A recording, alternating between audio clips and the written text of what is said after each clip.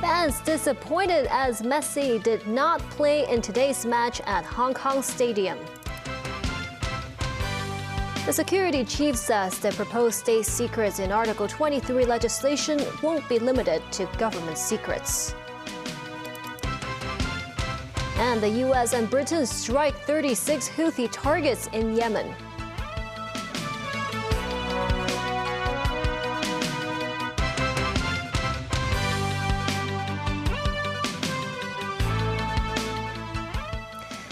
Hello and welcome to TVB News. As the consultation work for Article 23 legislation is underway, Secretary for Security Chris Tang and Secretary for Justice Paul Lam told TVB News the proposed state secrets law won't be limited to government secrets, but also those from private companies. They include confidential information on critical infrastructure. The two officials said, while criticisms towards the government are still permissible, the expanded incitement charge might outlaw biased and exaggerated censures. The one-month consultation period for national security legislation under Article 23 of the Basic Law will wrap up at the end of this month. The government recommended that it will be an offense if state secrets are disclosed without lawful authority and would likely endanger national security. And state secrets encompass 7 areas, including major policy decisions and the city's socio-economic development. Speaking to TVB News, Secretary for Security Chris Tang said they also cover state secrets from private companies. Any clearer guidelines to the public so they won't really commit a crime unknowingly? The information doesn't really limit it to government information. It may also include information relating to critical infrastructure. For example, where we store all those engines that they generate electricity. So that's critical, right? It will be very likely that the national security will be affected, will be in danger. When asked if the revelation of MTR confidential documents that brought the Shah-Tin Central rail link scandal to light also constitutes an offense, Tang said even if it affects the government's reputation, it doesn't necessarily compromise national security. Another proposed clause of concern, it can be an offense to disclose what appears to be state secrets. We have to find a new offense to regulate those improper behavior. But they're not state secrets by nature. So. Yeah, but they pretend to be state secret. But by doing that, people will believe it is state secret, and then it may also endanger public security, and it may also cause chaotic situation in the society. But would that hamstring journalistic work and other whistleblowing efforts? Would the government consider exemption given to maybe journalistic work for the sake of public interest? Such circumstances, the public interest, it's higher than the risk of such the national security risks. So in that circumstances, probably we may think about that. But I think the threshold will be very high, and this is not very often. So in some cases, it's possible for the public interest to override the national security law? Override the risk of national security. Okay, so it's still possible to override the law? Yeah, so we're thinking about it.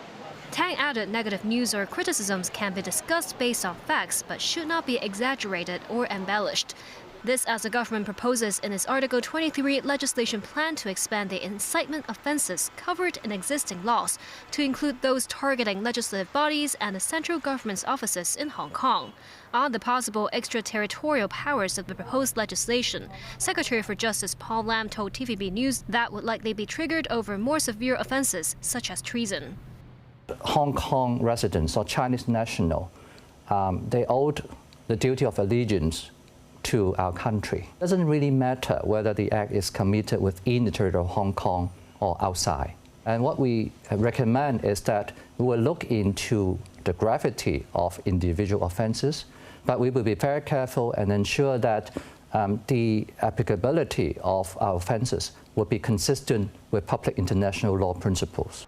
What about diplomats who need to comment on political cases on behalf of their countries? To diplomats, they are entitled to certain immunity, provided that they behave or act in a way within the boundaries of the law or within the boundary prescribed by the international treaties. On whether authorities could bar or delay the meeting between suspects and their lawyers, Paul Lam said there might be a mechanism in place preventing lawyers from relaying messages from the suspect to other accomplices. The long-awaited match between Inter Miami and Hong Kong 11 finally came today, with the former scoring a 4-1 victory against the SAR. But fans eager to see the Argentine legend in action were sorely disappointed and outraged when the Little Flea sat on the bench throughout the game. Timothy Lee tells us more. Messi, Messi, yeah! Many shared the joy and excitement even before entering the stadium. I'm excited for Hong Kong, to be honest. I've had a sporting event for such a long time. We had to see Messi, Alba, Suarez. We're really looking forward to it. I'm the greatest fan of Messi. That's why I want to see him just for one time. I've seen Messi here before when he came with Argentina. 10 years ago, no, it wasn't this huge. Now it's livelier because 10 years ago, the interest in football, Hong Kong people are not more interested in football, but now the interest is growing. Many people said it was all worth it to come all the way to see their idols match at Hong Kong Stadium today. Some spectators noted Messi mania will continue in their hearts even after the game and look forward to the football legend's next visit to Hong Kong. The atmosphere was tense throughout the first half of the match when Hong Kong scored just 3 minutes after Inter Miami. But the Little Flea was still nowhere to be seen on the pitch, even halfway through the match. Hong Kong 11's 4-1 loss to their American counterparts added to the disappointment by the 90-minute mark. In the end, the Argentine did not set foot once on the soccer field. Upset spectators began to jeer and boo. Many demanded a refund.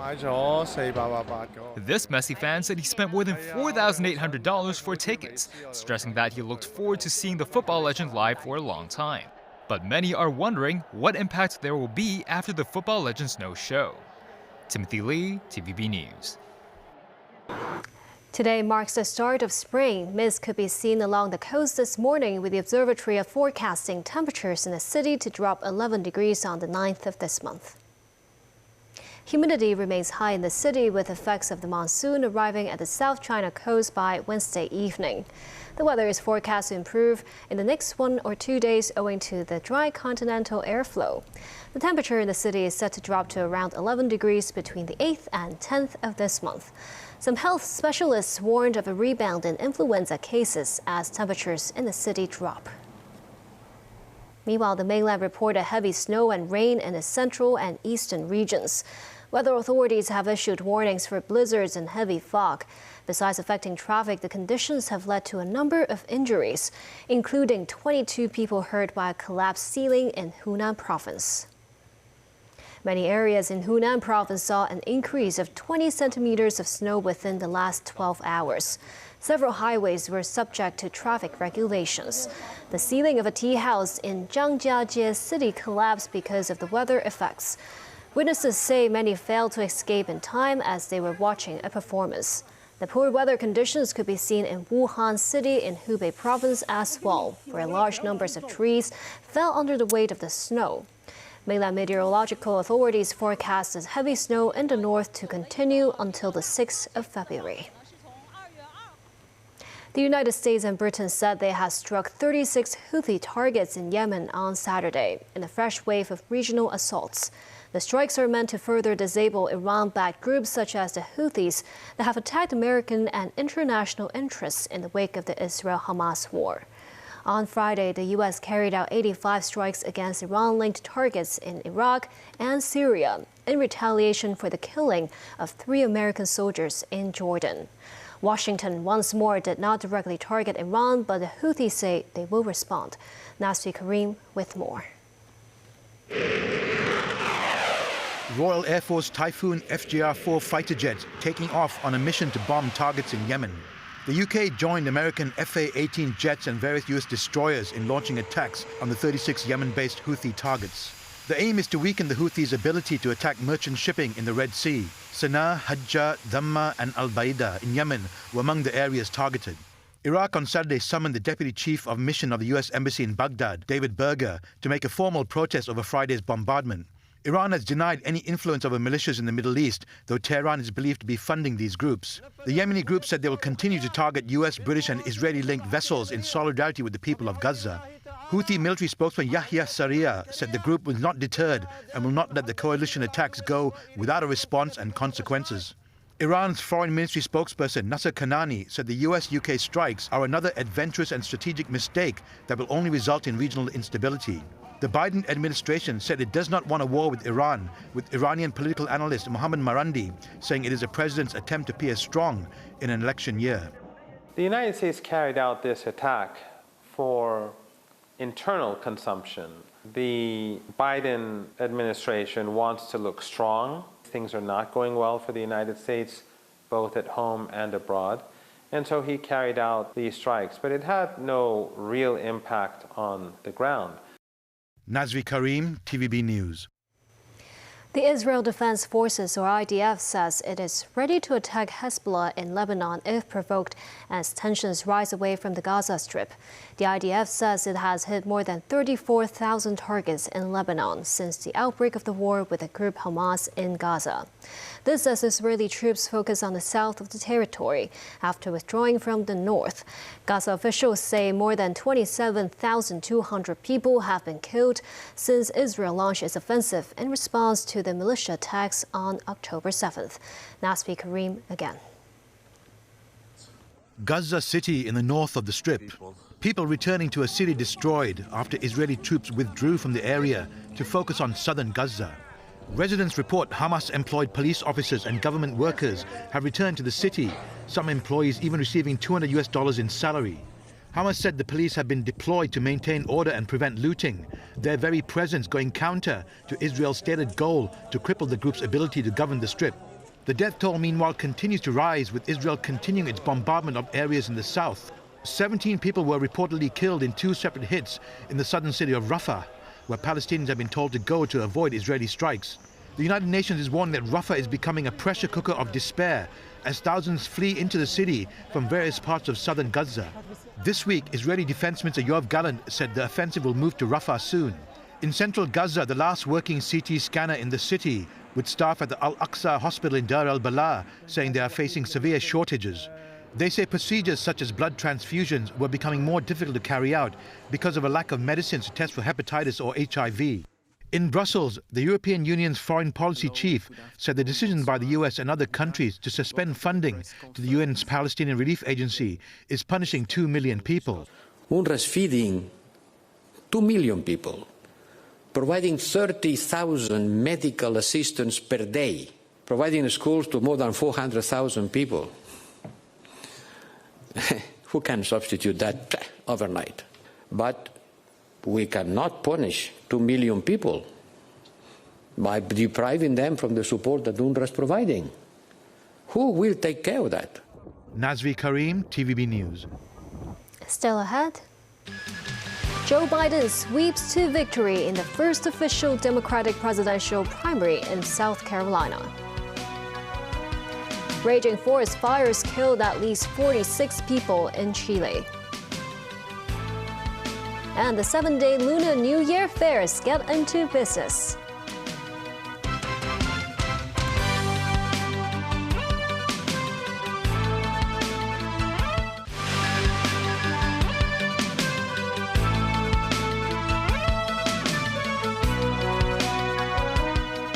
Welcome back. U.S. President Joe Biden swept to victory in the South Carolina Democratic primary. He comfortably saw off 2 other candidates in the first officially sanctioned race of the party's nominating season. David Garrett reports. Morning. How are y'all? A new day and a new test for President Joe Biden as Democratic Party voters in South Carolina went to the polls. The state's primary officially kicking off Biden's nominating process. Democratic National Committee Chairman Jamie Harrison took donuts to workers at the polling stations. They were not exactly rushed off their feet. Voters came in a trickle with the turnout low. An indication perhaps, as some polls have shown, that a section of Democrats are unhappy with Biden. A day earlier, the president had been at Dover Air Force Base for the dignified transfer of 3 US military service personnel killed in Jordan last weekend. Hours later, Biden ordered retaliatory strikes on Iran-backed targets in Syria and Iraq. Republicans have said Biden was too slow to respond. Iraq condemned the military action, warning of a devastating impact on the region. Would Democratic voters approve?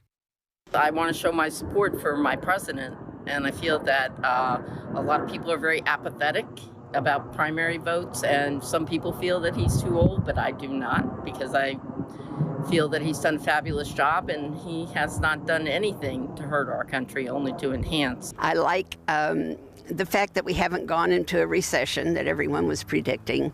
Considering the choices that we'll have in November, I think Joe Biden's the best man.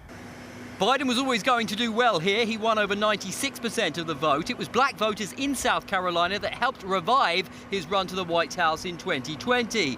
Biden will almost certainly get the go-ahead to run for re-election, possibly against Donald Trump as the Republican nominee. The former president and front-runner will face Nikki Haley in her home state in the South Carolina Republican primary in 3 weeks. Some said they want to get behind Biden now out of fear of a Trump return. I don't believe that he serves the best interest of my country, our country. I also don't think that he is a true representative of what most of the Republican Party believes. I could even get behind Nikki Haley in a tough day, but Donald Trump is not what this country needs again. Biden was at his campaign HQ in Delaware during voting. He was right to be confident of a resounding success among Democrats in South Carolina, but was also thinking about Trump. Hello, everyone. I'm feeling good about where we are. I really am. You know, the folks are starting to focus in. And the guy we're running against, he's not for anything. He's against everything. No, I mean it. It's the weirdest campaign I've ever been engaged in. This is more of a mission. We cannot lose this campaign for the good of the country. David Garrett, TVB News. The Chilean government is urging thousands of people to evacuate the central city of Vina del Mar after raging forest fires killed at least 46 people on Saturday. On the streets, families improvised a quick evacuation, some carrying suitcases and accompanied by their pets. At least 1,100 homes in a densely populated city have been destroyed, with thousands more at risk. Chile's President Gabriel Boric flew over the disaster zone to see the damage for himself, having earlier declared a state of emergency. Firefighters are struggling to put out around 92 fires burning in the center and south of the country, officials say. The El Nino weather pattern is being blamed for droughts and higher than usual temperatures along the west of South America this year. Back locally, the week-long Lunar New Year fairs around the city got into business today. This year's bazaars see the return of dry goods and food stalls for the first time after the pandemic. Take a look. These blooms and blossoms embodying the spirit of renewal, wealth, and good fortune to many Chinese households are the mainstay of Hong Kong's Lunar New Year fairs, including the one at Victoria Park. A return of dry goods stalls after 4 years. Many products are themed with the Year of the Dragon. This year, 9 of the city's 15 Lunar New Year fairs also welcome back fast food stalls. This boy said it's more fun with not just flowers being sold, but also food including some traditional Chinese snacks, rock sugar-coated Chinese hawthorn skewers. The stall expects a footfall to at least double compared with pandemic times. At Morse Park in Wong Tai Sin, this food stall manager hopes to earn around $100,000 a day. And the cloudy and drizzly weather did not dampen the festive moods of some local and first-time visitors. I want to buy the flower and then bring to home for, I think, for the lucky for the whole year. This is my first time being here and it is very beautiful. In Pakistan, there's no variety of flowers like there. I can look all Chinese tradition here in one place. Some students also try out their entrepreneurial skills at the fair to sell merchandise they designed. This year, this is the first time for us to do the flower market. We wish Hong Kong people good health and prosperity. 豐衣足食. These windmills are some of the most popular merchandise in the flower markets. Spinning these wheels, big or small, is believed to be able to chase away bad spell and usher in good luck for the new year ahead. But remember to do so in the clockwise direction. Over to the fair in Mong Kok, dragon-themed stickers and tote bags designed by students are up for grabs. All 15 New Year markets will be open for 7 days this year. On Lunar New Year's Eve, the fairs will open overnight until 7 a.m. on the first day of the Year of the Dragon. And that's the news. Thank you for watching.